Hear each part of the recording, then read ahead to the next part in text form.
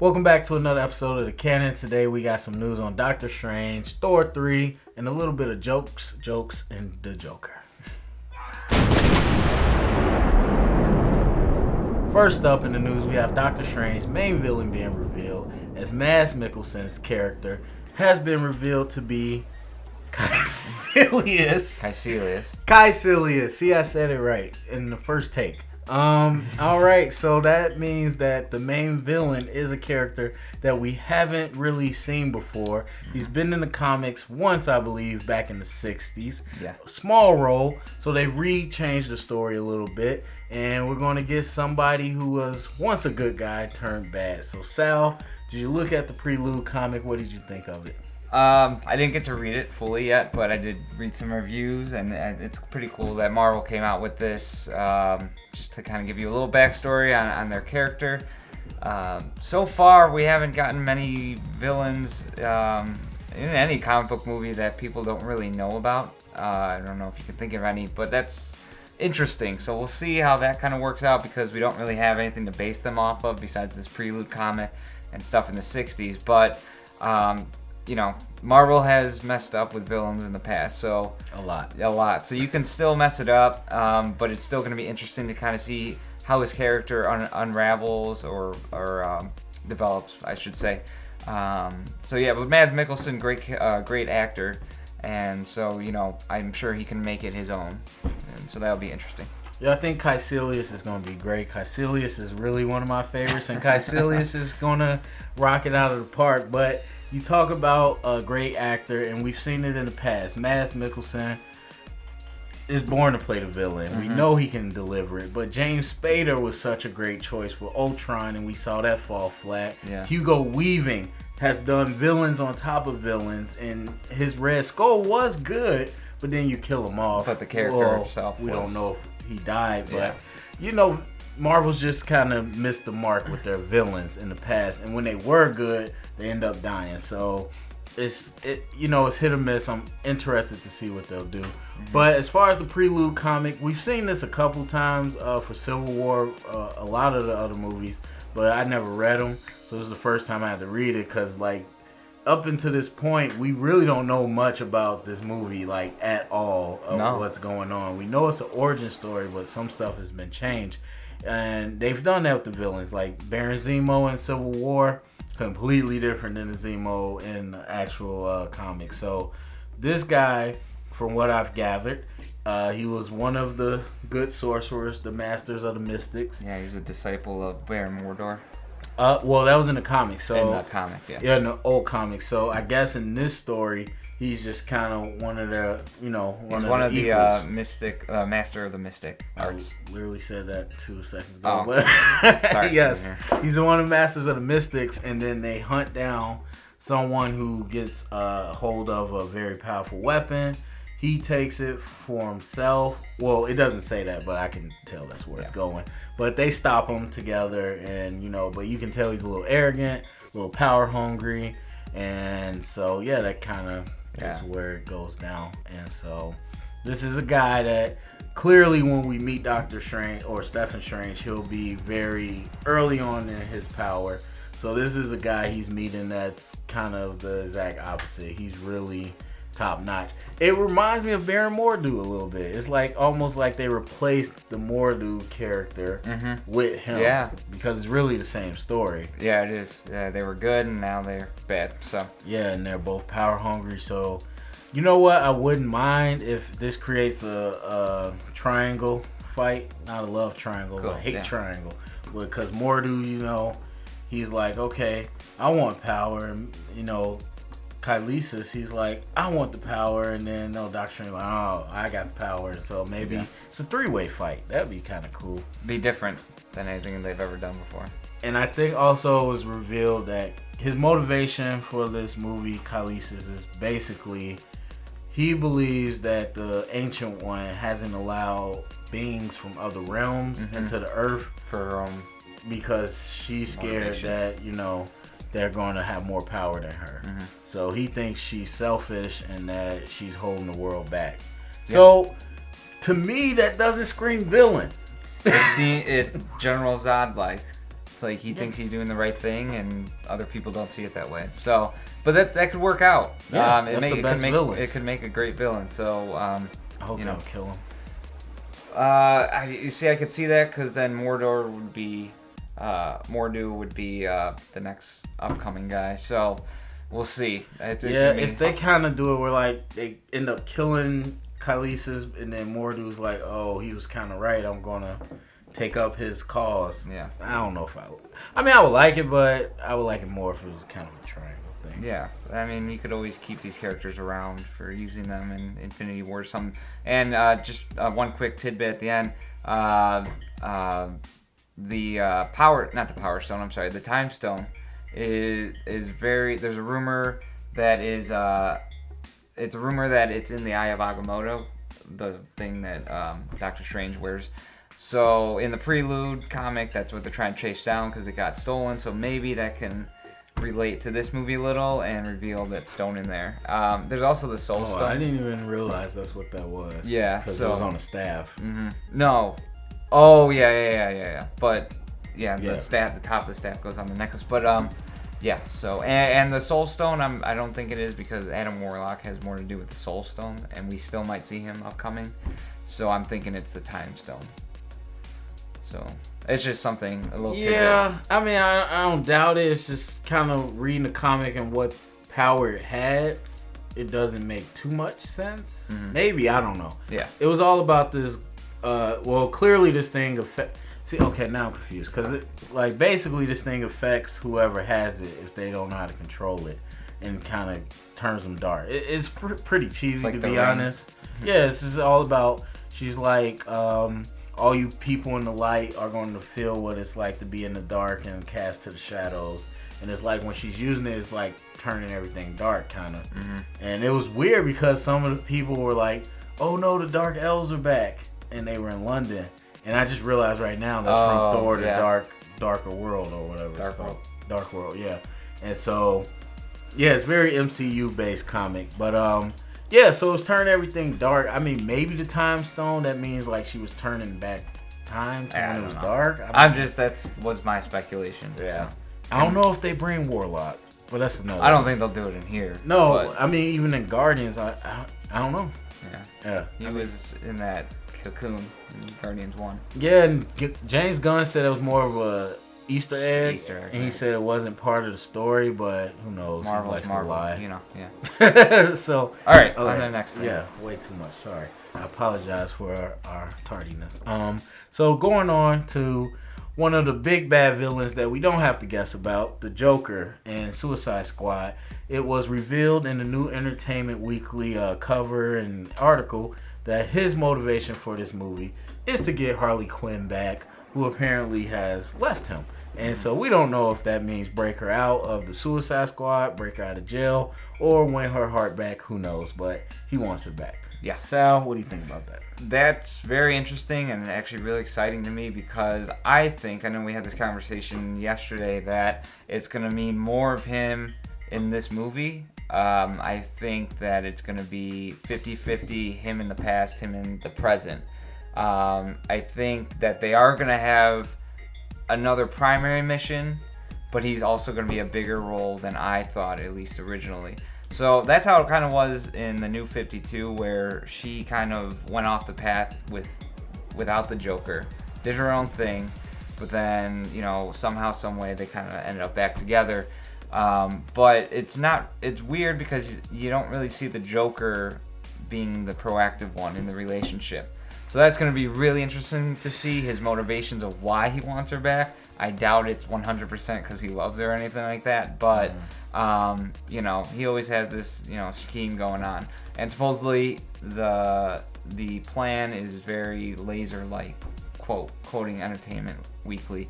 So it's a very slick plan, I would think. So yeah, piggybacking off what you said, I didn't stay up with the New 52 at all, but listening to that, I don't like that. It doesn't sound like Joker at all. This whole, I get it, the abusive relationship, and kind of how that ties you emotionally and all that, mentally. But that's not the Joker. That's Harley. Yeah, Harley's tied to the Joker. He's never tied.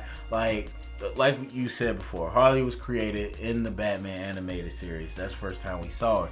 So in that iteration, we seen times where the Joker would have like left her for dead or like traded her off or things like that. He didn't care. Like, yes, he likes to manipulate her when she's around, but when it comes down to it, he doesn't love her enough to, save her or anything or come after her. I mean, it looks like he throws her when they're getting chased by Batman. It looks like he throws her, sacrifices her into the water. So we'll see. I think that's the past, but it'd be interesting kind of if they went with the flashbacks as more animated series and then present times more New 52. That'd be something different. But even still, I don't like more Joker in the present. I think all of Joker should have been in the past. I think it distracts from the actual Suicide Squad, the mission, and that cast. Yeah, that's one thing. I think it would have been a nice, not even Easter egg, would have been more of a nice cameo to have Jared Leto's Joker in all these flashbacks. Because you're going to put Harley Quinn front and center. I get it. So why not deliver Joker that way instead of delivering him with the whole Monster T thing? I'm sure he'll end up. It'll probably be like him and Monster T used to work together or some. They did some stuff together, and then they find out he's the big villain, and they need Joker's help, and something like that. Yeah, just another quick end point. This marketing has been 100% different than BVS. We haven't seen anything new besides these Entertainment Weekly things. True. No new trailer since whatever the Blitz trailer. There was an international trailer today, I think, but it was like nothing new. So another just where you see kind of where WB is going in terms of repercussions from BVS. So that's just something I wanted to. Yeah, it's tough. I mean, it's still a month away, but even so, when we had BVS, we were 2 months away, 3 months away when we were seeing a lot of footage. Yeah, it's tough because depending on the director and his pool, they can kind of influence what comes out. Yeah. Like, what's his name? J.J. Abrams is very like secretive and misdirect, and like he likes to keep his surprises kept held down. And so some directors are like that. I would like to think David Ayer was more of, I'm not trying to blow my load per se with these trailers, but at the end of the day, studios do win. And I think he was like, I don't want to show too much. And they were like, okay, but we want to change up the style from the first Comic-Con one. We want to make it more... Yeah, a little fun. And I think it was going to be that way anyway, but, you grab some songs, some fun songs, and that goes a long way. So, Joker chasing after Harley. Yeah, I'm excited. I can't wait. Midnight premiere for sure. Okay. Or 10 o'clock, whatever it is. All right, so next up, we have Thor 3, Thor Ragnarok is begin filming on July 4th. The process has started. Chris Hemsworth has dropped a video basically showing himself arriving to the set and was like, I'm going to do this thing. So it's weird because we've heard so much about the script before it was even out. We heard so much about casting rumors that turned out to be true. New casting that we didn't see coming with Carl Urban, Tessa Thompson, Jeff Goldblum. And so you hear so much about this. I feel like I know the movie already. Yeah. And it just started filming. So what are your thoughts? Yeah, it seems like we've been reporting on this for a long time now, like you just said. But I'm actually really surprised if you watch some of really excited for this movie, just because it just seems so much different. I've said it before, but there's not much to say. It just seems like we've been reporting on it a long time, and so in another, when does it come out? November 17th. Okay, so a year and a few more months. So just excited. Hopefully it goes smoothly, and again, I'm being excited to see it. Yeah, not too much here. It just means it's happening. Just some evidence that it's real. Yeah. And that it's actually going on. But I'm excited too. Despite how much we've heard about it, that's not dampen my excitement. It's probably ramped it up. I'm dude, a Planet Hulk story mixed with a Ragnarok story. Yeah, good. Sign me up. Good, good. I cannot wait, and the tone seems to be very comedic overall. So I'm excited to see how that kind of plays out. So excited for Jeff Goldblum. It makes no sense how over the top ready I am to see how they do that, because he's quite the man. Yeah, that's all you can say about him. Kate Blanchett, that's all gonna be good. But so kind of speaking to that, do you think this is gonna play out pretty much how we already envisioned it, or do you think it has been changed around? Just the same story and tone and stuff like that. Yeah. Do you think it's still that buddy cop movie in the road, or I think yes. I think yes, because those movies have been some of the poorest done. I don't know, not well done movies that Thor has. The Thors. So in order to kind of regain some momentum here, I think they are sticking to their guns, and they are gonna stick with the tone that they kind of started out with. I don't see many changes coming. You have all the tools there. You have the right tone that people want to see. You have the right stories to take from, and you have the right actors and actresses. So if they mess this up, you're not going to see another Thor movie. So it's weird with the connected universes, because even though I don't think Thor performs well as a solo movie, I think he's been great in the Avengers. Been some of the best parts. So it's hard to say, that the character's not doing what he's supposed to, because he's so well received in the group movies. It's just by himself, he doesn't always carry. And I don't think that's Chris or Thor. I think that's just the writing and the story that they come up with. And so this seems like you said, this is going to be the one to put it over the top. All right, so lastly, in the news world, we have a rumor that's been running around for, I would say, a little more than 2 weeks now. Yeah. So, which means it's probably not true, but who knows? So we like to speculate. Sal, there's some people that believe Fox Studios, 20th Century Fox to be exact, is calling up Marvel, saying, "Hey, let's make a deal like you did with Sony. Let's get the X-Men, Deadpool over there. Let's do a crossover. Help us out. We don't know what we're doing." What are your thoughts? That would be awesome. I hope they do that. Yeah. Do you think? How true do you think? How true do I think it is? I think it's very true. Ooh, okay. I think it's out of percentage, I'd say at least 70% true that they at least approach them. I don't know how likely it is that this will come to fruition or anything.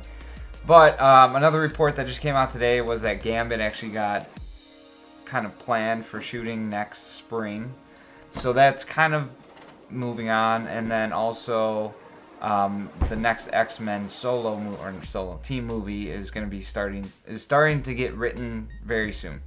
So, I mean, they have some plans, but they really did set themselves up for failure, I think, here, because you have this trilogy that just ended, and you're going to have another one, but then where does that leave you after that? And I just feel like the plans that Fox has are pretty muddled. And, I mean, they could still go with those plans, but to also have them connect with the Marvel Universe, or the MCU, would be, I think, beneficial to both parties. It's kind of like the Spider-Man situation with Sony, that, you know, he's doing his own thing, but he's also interacting with the connected universe. So, I think it'd be a great addition. I'd love to see that. Because we've had so many X-Men movies, I think, you know, you can use some interactions with other people. In the spirit of an older segment, I will sweep that under the rug. While the idea is very seductive, I would have to say there's no way that's going to happen. No way. I think this is a complete BS rumor. Marvel Studios and 20th Century Fox have bad blood that has been running for many years. There is no way that they are going to sign over a deal with Marvel, I don't think. And everybody's talking about Sony. First of all, there is no one that gave that a snowball chance in Hades to happen. For Sony? Yes. Oh, yeah. You know, the talks were out there. Amazing Spider-Man 2 was a bomb. They were thinking about, well, it wasn't a bomb. They made a lot of money, but people hated it. But they were thinking about rebooting it, and people were like, hey, yeah, give it back to Marvel, or, you know, figure something out. And every single person I've seen was like, never. It's never going to happen. Until you had the internet hack that released all their emails and, like, really put them in a bad public spot where they had to make a mind-shifting move, and so they... Paradigm shifting, some would say that. And so they had to sign with Marvel and did the deal. And Amy Pascal, who is the, like, top dog at Sony, is really good friends with Kevin Feige over at Marvel. And if that didn't happen with the internet hack, I don't think they even would have made a deal. So you're talking about Kevin Feige, who has real bad blood with Fox. I don't see it. I just do not see it. And then we're talking about Gambit. I don't think it's getting made. I don't care what they say. But they are casting and writing for the New Mutants, which I think is stupid. Deadpool's definitely happening. Yeah. You have a very good young cast in the from Apocalypse. People didn't like the movie overall, but they like those kids. You got plans, you got things you can do to keep moving. I don't see... It's just too many problems, because then, okay, you cross over and then what? And, like, how do you explain anything going forward? Yeah, there are a lot of characters, too. It's the problem I think Spider-Man's going to run into. It's like, because we talked about it before, way back, it was like they want to make a Venom movie, but they're not going to tie it into the Marvel Cinematic Universe. Yeah. Because the deal is for Spider-Man and, like, some of the characters, not his villains and all that. And so if you do that, then it's too much. It's too much. It would be nice if Marvel had one big happy Marvel family that they can make all their movies. But they don't. They sold off the rights, and so that just kind of is what it is. I don't see it happening if they did do it. Actually, this leads into my next part, so I'll bring this up in the next one. Our next bit of news. The SKRULLS, an alien race in the Marvel Cinematic Universe that are shapeshifters. And their rights, for the movies at least, we found out are being shared between Fox and Marvel. Fox owns the rights to certain SKRULLS, certain popular ones. And the SKRULLS overall as a concept, Marvel owned, or they're co-owned by Marvel and Fox. And it's all weird, I know, guys, if you don't follow that stuff. But basically, it's all intellectual property. Like, the comics is all Marvel, but when you talk about the rights to a movie, TV show, whatever, you can sell it. Sell it. Like, this is my character. Oh, you want to make the movie? All right, we signed this contract. Give me $50 million. You can make the movies about it. You can't make the comics or TV shows. You can make movies about it. So Marvel, when they were broke, they sold off all the movie rights, and now everybody has them. So SKRULLS are split up. Sal, I know you aren't big into the SKRULLS, but this is shape-shifting alien that kicked off the Secret Wars and Secret Invasion comic line, where basically it started where Captain America kind of was replaced, as they call it, infiltrated by the SKRULLS. And wasn't he in the suit or something? Well, no. So they look exactly like him, kind of fight like him, everything. And so they pretty much like took Captain America, kidnapped him, and replaced him with a SKRULL. And so the Avengers never knew. Yeah. And so, and this is kind of was on the Netflix TV cartoon show, which is so good. Basically, the SKRULLS and the Kree are like at odds. Yeah. So the Kree is Ronan the Accuser. If you've seen him in Guardians of the Galaxy, he died. There's Captain Marvel, who you'll see gives his powers to Miss Marvel. They're all Kree. And SKRULLS, they're at a war with each other. So basically, the SKRULLS kind of became Captain America and like kind of pushed the Avengers to fight the Kree. Okay. And like we can't trust them. We don't, and, interesting. And they kind of wiped the Kree out, and then the SKRULLS invaded after the Kree were gone. So that's basically what they are. What is do you like them as a movie concept, and what do you think about the rights being shared? They could be very good catalysts. Well, I think they're already good catalysts within the stories, setting up those wars between everyone. But within the movies, I think it could work as long as they keep it, simple, and don't mess too much with the story of whatever movie it is. But yeah, it could definitely bring some surprise factors to the Marvel universe, because we have zero of that almost in any of these movies. Yeah, so if you're gonna do it right, but don't let it get too muddled, because it's a huge universe. These movies are for the casual fans, and you don't want it to drive away. I think they're smart, and if they did do it, it would be okay. But yeah, so if they did it right, I think it'd be a good thing.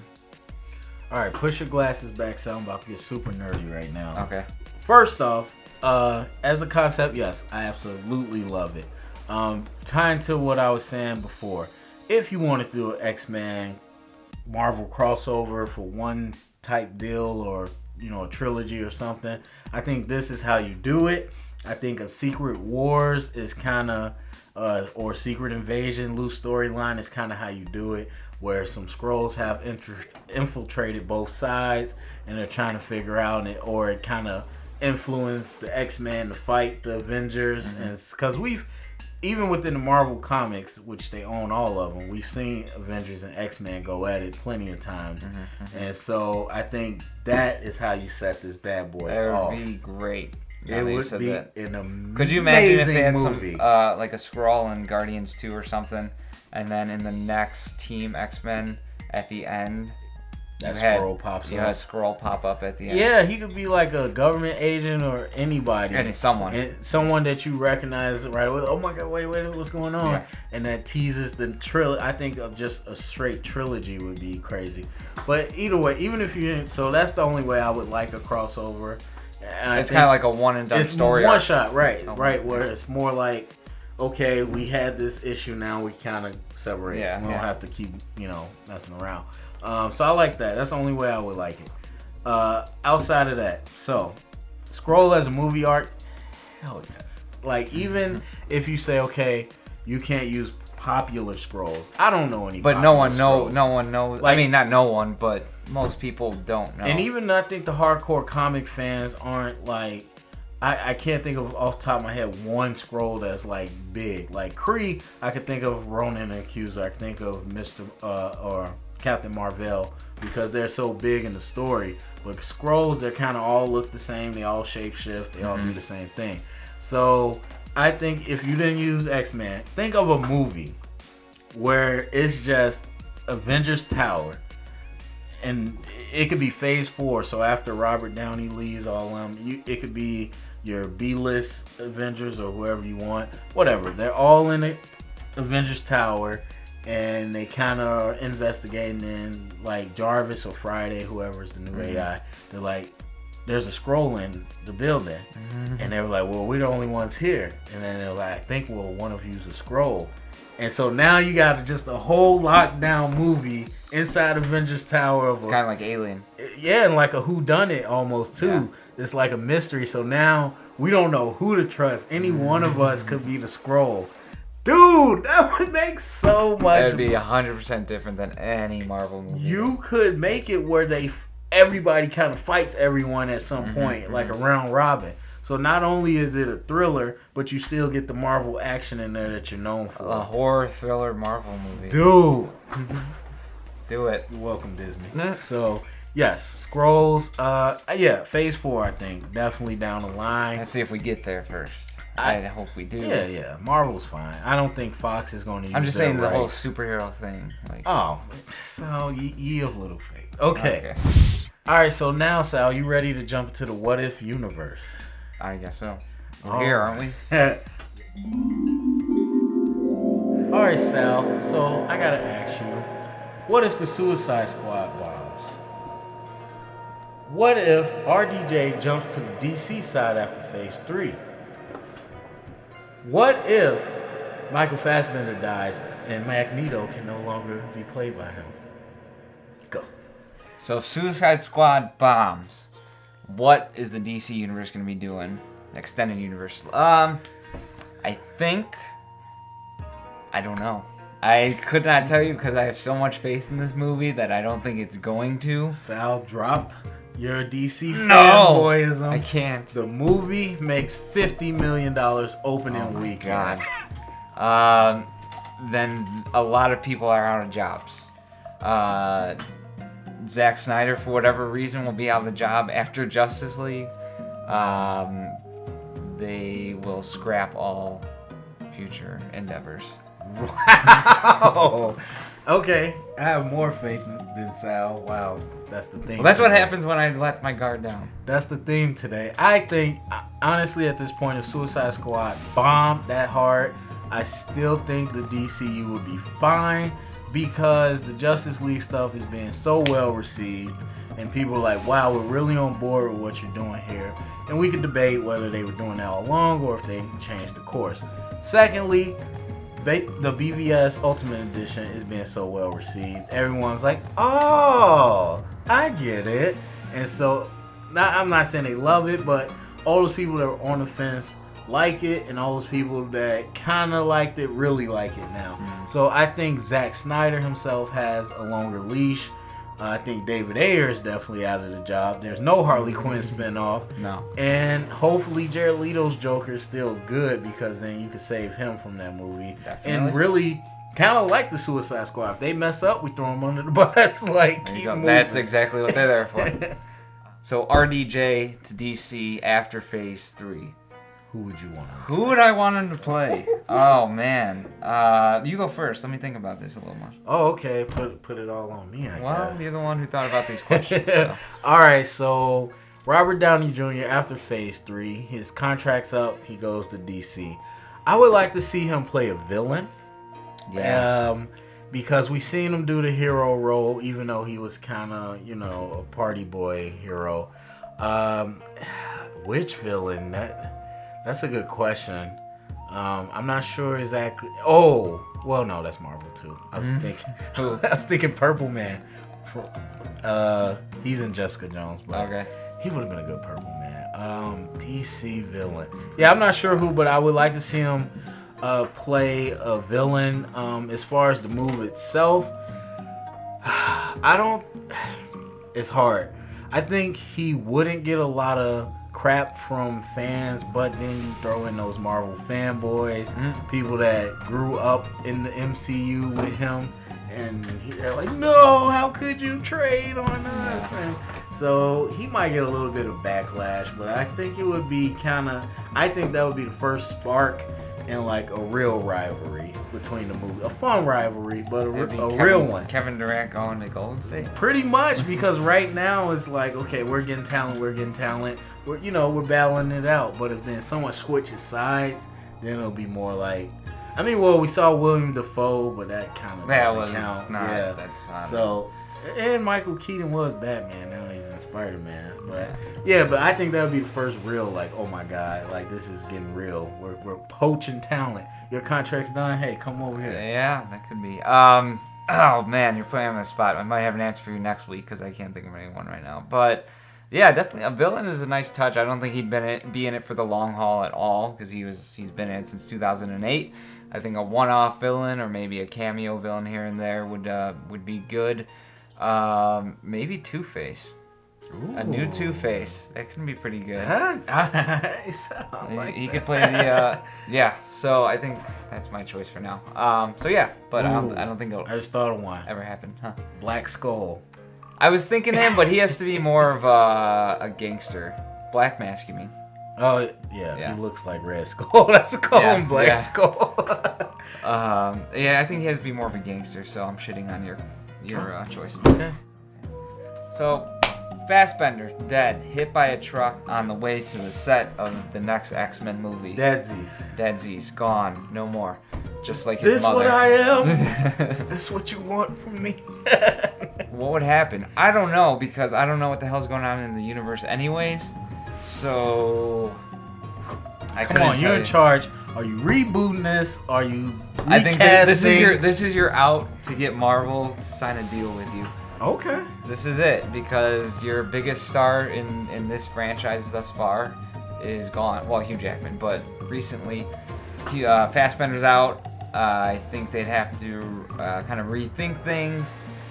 He's not necessary for the newer movies, especially with the teens in it. So even if he's gone now, not dead, but if he's just gone from these movies, I think they can survive. But it definitely is an out for X-Men to kind of refresh everything, get away from this story that they've been doing, which I like, but it's gonna get muddled down the line, I think. So it would be a good out. God bless you, Michael Fassbender. Rest in peace. Yeah, you're not gonna die. Man, you know what? I kind of went back and forth with this. I'm not rebooting. I'm not recasting. Kind of what you said. I'm continuing on. There's so many villains that at times they're not always there. Magneto's not always there in the forefront. He's regrouping or replanning. We don't know what he's doing. So I think for the time being, I could continue on with a new main villain.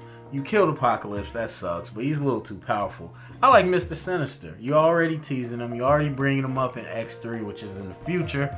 Let's bring him back to the past and show what he's kind of been up to. Show him really honing in on the Jean Grey and Scott Summers lineage and all that. You got Cable coming to Deadpool. Perfect. Put him in. We gonna pour one out for Michael Fassbender, and then in 5 or 6 years, once we feel better about ourselves, we'll recast him then. So, Sal, any last thoughts, and where can the people find us? It's Friday. Oh shit. They know. It's Monday. Have a good week. I don't have any last thoughts. Did you have any last? Is that after I introduce this stuff? After. Okay. Well then, you can find us at The Canon Vlog on Twitter or on Facebook, facebook.com/TheCanon. Don't forget to subscribe right here. Thank you for the latest subscribers to our channel. We appreciate it.